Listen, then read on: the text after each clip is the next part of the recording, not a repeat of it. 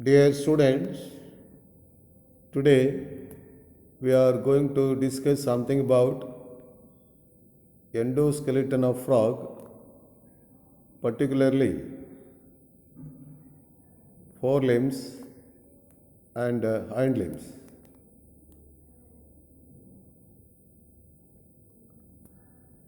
We'll take bones of forelimbs. First one is humerus.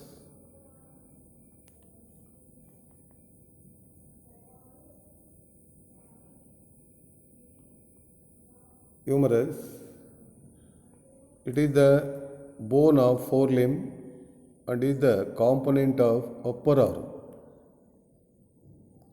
It is a short, stout and cylindrical bone with a slightly curved shaft.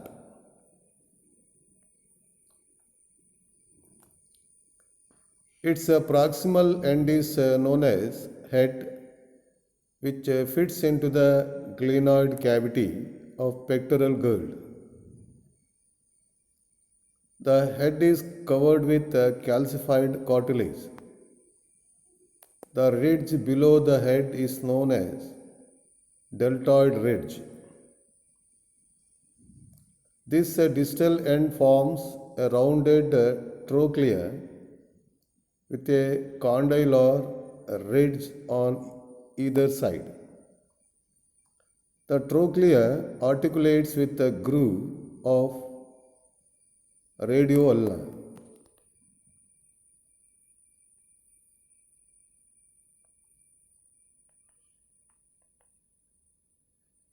So the diagram shows certain parts, anterior view and then posterior view. So first one now,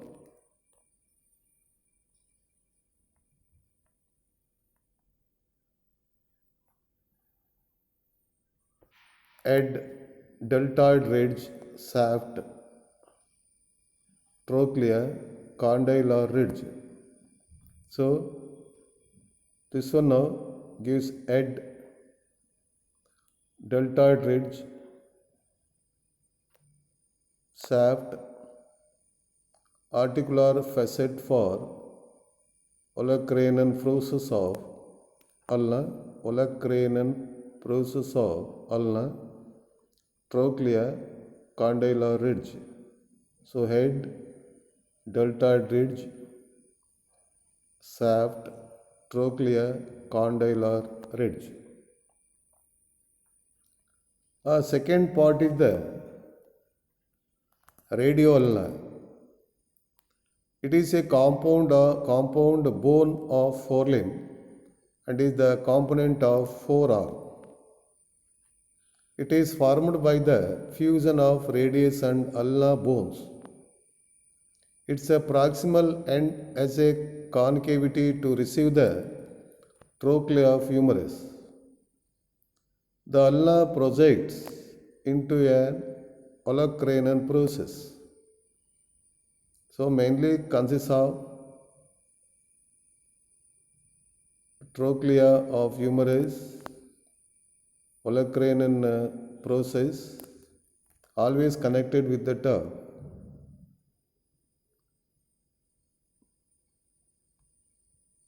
turf humerus.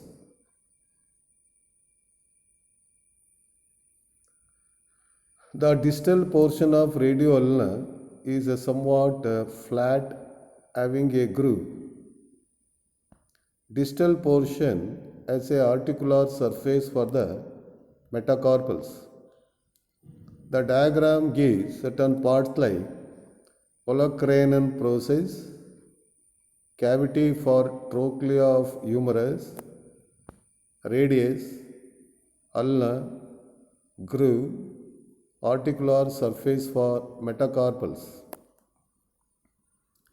The parts of the radioulna are the olecranon process, cavity for trochlea of humerus, radius, ulna, groove, articular surface for metacarpus. This is something about radio ulna.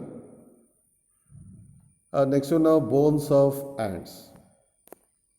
The bones of the wrist are called carpals. The carpal bones are 6 in numbers and arranged in 2 rows of 3 each. The bones of the proximal rows are called ulnar, intermedium, and radial. So, bones of proximal rows are called ulnar, intermedium, and radial. These bones articulate with the radioulna. The bones of distal row are called capitoamatum, trapezoids, and trapezium.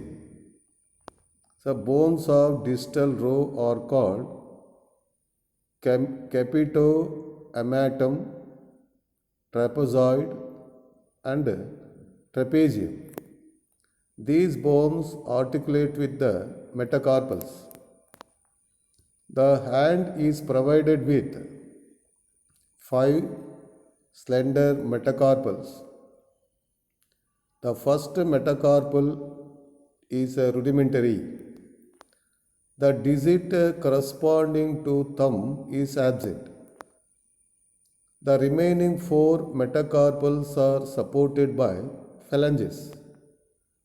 The second digit bears 2 phalanges. The third and fourth digits bear 3 phalanges each. So the diagram gives certain parts. Upper part is concerned with radioulnar and the distal epiphysis, intermedium, radial, trapezium, trapezoid, metacarpals, phalanges, capitoapatum, and then this side ulnar. These are the bones of ants. So particularly intermedium, radial, ulnar, trapezium, trapezoid, metacarpals, phalanges, capitoamatum. These are the few important bones of hand. So now we will discuss something about bones of hind limbs. First one now, femur. Femur is the bone of thigh region of hind limb. It is long and slender, having a slightly curved shaft. The proximal swollen end is called the head. Head fits into the acetabulum of pelvic girdle. The distal end forms a condyle which articulates with the tibiofibula. The head and condyle are covered by calcified cartilage. The femur bone conserves head, shaft, and then condyle. It is a bone of thigh region of hind limb. This is something about femur bone of hind limb. Next one now, tibiofibula. Tibiofibula is a compound bone of the shank region of hind limb. It is formed by the fusion of tibia and fibula bones, forming a single bone called the tibiofibula. The proximal and distal ends are covered by cartilage. Near the proximal end, tibia bears a enamel for tibial crest. The proximal end articulates with astragalus calcaneum. So the diagram gives certain parts like the process of articulate